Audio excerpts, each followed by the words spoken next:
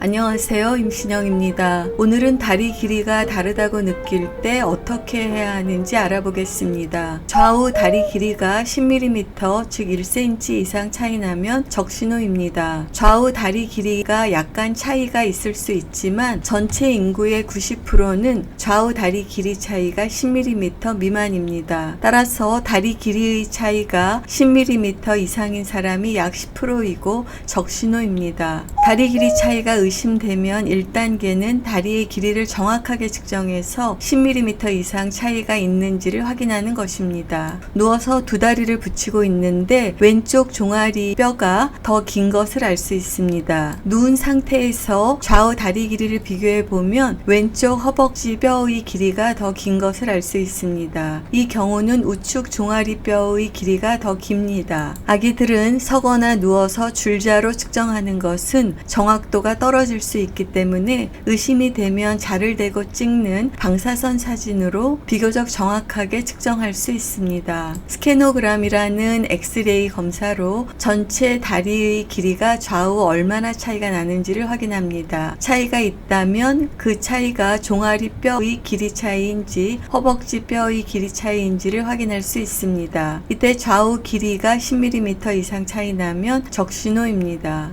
좌우 다리 길이 차이가 있다고 생각되었지만 실제 전체 다리의 길이는 차이가 없는 경우가 있습니다. 예를 들어 척추측만증이 있을 때 다리 길이 차이가 나는 것처럼 보일 수 있습니다. 특히 심한 운동발달 지연이 있는 경우에 척추측만증이 호발하며 다리 길이 차이는 없지만 있는 것처럼 보일 수 있습니다. 엑스레이 검사에서 좌우 다리뼈 길이가 10mm 이상 차이가 나면 제2단계는 원인을 찾는 것입니다. 이전에 다리 골절, 다리 염증 혹은 전신 염증 등으로 성장판에 이상이 생겼는지를 확인합니다. 골절이나 염증 등으로 성장판에 손상이 있으면 다리 성장에 이상이 생길 수 있고 다리 길이의 차이가 날 수 있습니다. 블런트병은 주로 2세에서 5세 아동의 심한 O자 다리를 유발할 수 있는 병입니다. 블런트병을 처음 기술한 분의 이름을 따라서 블런트병으로 명명되었습니다. 블런트병으로 종아리의 성장판, 특히 위쪽 성장판에 이상이 생기면 심한 O자 다리가 생길 수 있고 좌우 다리 길이의 차이를 초래할 수 있습니다. 블런트병의 원인은 아직 정확하게 알지 못하지만 비만, 조기 보행, 가족력 등이 위험 인자로 알려져 있습니다. 또한 엉덩이 관절에 이상이 있을 때 다리 길이의 차이가 생길 수 있습니다. 따라서 고관절에 이상이 없는지를 확인합니다. 치료입니다. 특히 다리 길이가 20mm 이상 차이 나면 뒤뚱뒤뚱 걷거나 다리를 절 수 있으므로 적절한 치료가 필요합니다. 원인에 대한 치료가 필요합니다. 예를 들어 블런트병이라면 O자 다리를 초기에 고정하는 보조기와 물리치료를 합니다. 심한 경우에는 수술이 필요할 수 있습니다. 원인에 대한 치료와 함께 신발 깔창을 높여주어 다리 길이를 맞춥니다. 신발 깔창으로 교정이 되지 않는 매우 심한 경우에는 수술이 필요합니다. 짧은 뼈를 길게 할 수 있는데 이와 같은 외부 고정 장치를 이용하여서 점진적으로 다리 길이를 연장할 수 있습니다. 또는 긴 쪽 다리의 성장판에서 성장이 되는 것을 인위적으로 막는 것입니다. 에피피지오데시스라고 하는데 이러한 도구를 이용해서 성장판에서 성장이 이루어지는 것을 막아서 양측 다리 길이 차이가 더 나는 것을 막아주는 방법입니다. 또는 긴 뼈를 잘라내서 뼈의 길이를 맞추는 수술을 하기도 합니다. 다리 길이의 차이가 10mm 이상이면 적신호입니다. 원인을 찾아야 합니다. 성장판의 골절은 없는지, 다리 혹은 전신 염증은 없는지, 심한 O자 다리 등을 유발할 수 있는 블런트병 등이 있는지를 확인합니다. 또한 고관절 이상 유무를 확인합니다. 원인에 대한 치료를 하고 동시에 신발 깔창을 이용해서 다리 길이를 맞추어 줍니다. 심한 경우에 외부 고정 장치를 이용해서 뼈 연장술을 하기도 합니다. 또는 긴 뼈를 자르는 수술 혹은 성장판에서 성장이 더 이루어지지 않도록 하는 수술을 하기도 합니다. 오늘은 하지 부동에 대해서 알아보았습니다. 감사합니다. 임신영이었습니다.